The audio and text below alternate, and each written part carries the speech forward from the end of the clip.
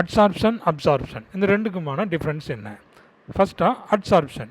இங்கே ஒரு solid surface இருக்குது. சர்ஃபேஸ்க்கு மேலே தான் இந்த க்ரீன் கலர் பால்ஸ் எல்லாமே இருக்குது. இங்கே பார்த்தீங்கன்னா ஒரு ஸ்பாஞ்ச் இருக்குது. இந்த ஸ்பாஞ்சுக்கு உள்ளுக்குள்ளே இந்த க்ரீன் கலர் பால்ஸ் எல்லாமே போயிடுச்சு. இதை நம்ம அப்சார்ப்ஷன் அப்படின்னு நம்ம சொல்கிறோம். அடுத்து ஒரு எக்ஸாம்பிள் பாருங்கள் அட்சார்ப்ஷனுக்கு. இங்கே இந்த மாஸ்க்குள்ளே ஆக்டிவேட்டட் சார்கோல் இருக்கும்.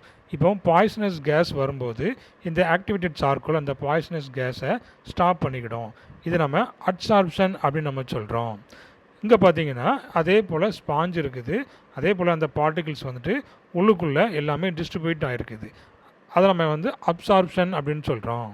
மாஸ்கில் சர்ஃபேஸில் மட்டும்தான் அங்கே அட்சார்ப்ஷன் இருக்கும். இங்கே அந்த சாலிட் பார்ட்டிகிள்ஸ் உள்ளே போகிறதுனால அப்சார்ப்ஷன் சொல்கிறோம். அடுத்ததாக பார்த்தீங்கன்னா இந்த பிஸ்கெட்டில் பாருங்கள்.